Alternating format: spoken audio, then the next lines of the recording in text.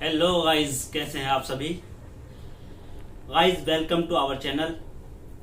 Guys आपसे request है कि वीडियो को देखने से पहले वीडियो लाइक और सब्सक्राइब जरूर करने देना, ताकि नई नई मेडिसिन की जानकारी आपको बीच बीच में मिलती रहे।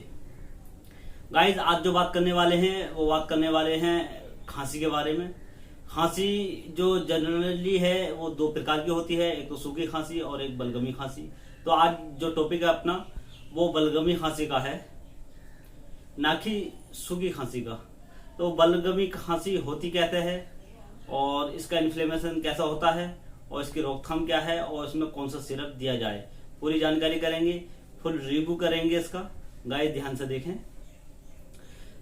बलगमी खांसी जो होती है ज्यादातर जो नॉर्मली मौसम है उसमें चेंजेस आने की वजह से होती है। जैसे सपोज करो गर्मी अगर चल रही है तो गर्मी में अगर या हमने कोई ठंडी चीज यूज करी या फिर एलर्जी इन्फेक्शन हुआ जैसे धूल से, धुएं से, इस तरीके से, या फिर हमने कोई कोल्ड गर्मियों में कोई कोल्ड चीज यूज कर ली, आइसक्रीम वगैरह या फिर तली हुई चीजें ले ली, जिससे कि हमारे अंदर जो फेफड़ों के अंदर इन्फ्लामेशन बढ़ जाता है जिससे बैक्टीरिया का।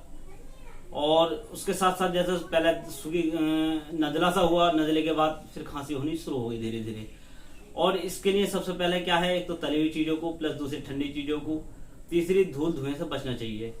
अगर खांसी की शिकायत अगर लगे, कोई भी खांसी हो चाहे सूखी चाहे बलगमी, इन चीजों से बचना चाहिए।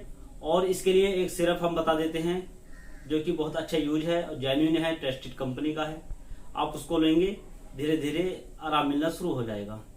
तो सिरप का जो नाम है वो है एमरोडिल एस। ये अभी दिखा देता हूं मैं आपको।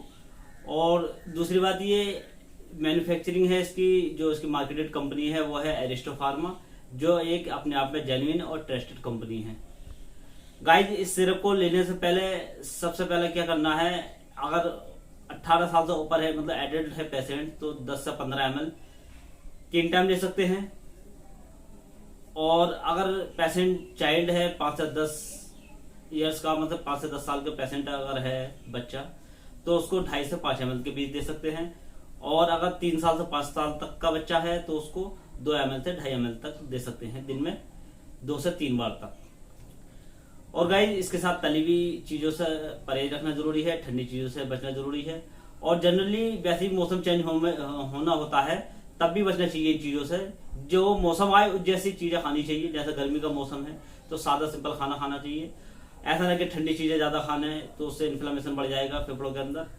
अगर सर्दी हो तो उसमें गर्म चीजें खानी जरूरी है, ना कि ठंडी चीजें खाएं। तो गाइस बात करते हैं क्या इसका साइड इफेक्ट क्या है और इसका यूज कैसे करना है, इसके अंदर क्या क्या इंग्रेडिएंट है वो पूरा रिव्यू करेंगे। जो इसके अंदर इंग्रेडिएंट है वो है एम्ब्रोक्सोल, हाइड्रोक्लोराइड और लीवोसल्बुटामोल। एम्ब्रोक्सोल का जो यूज है वो है बलगम जो होता है हमारे फेफड़ों के अंदर, उसको पतला करके बाहर निकालने का जो काम होता है। मतलब बलगम जो टाइट है, जो हमारे फेफड़ों के अंदर गड़गड़ाहट सी या सांस की नली में फंसा हुआ होता है, जो निकल नहीं पाता, उस बलगम को पतला करके म्यूकस को, इसके अंदर जो एजेंट है म्यूकोलाइटिस एजेंट है, ताकि जो बलगम को पतला करने की क्वालिटी रखते हैं अपने आप में, उसको पतला करके खांसी के जरिए बाहर निकालने का। दूसरा जो साल्ट है सल्बुटामोल, जो सांस लेने में दिक्कत है या सांस का फूलना, खांसते खांसते सांस फूल जाता है या फिर वोमिट वगैरह हो जाती हैं, तो जो तनाव होता है हमारी सांस की नली में या फिर फेफड़ों में, उसको कम करता है। और इसका दूसरा यूज ये है, सांस वाले मरीज भी इसको ले सकते हैं, उनको भी बेनिफिट मिलता है।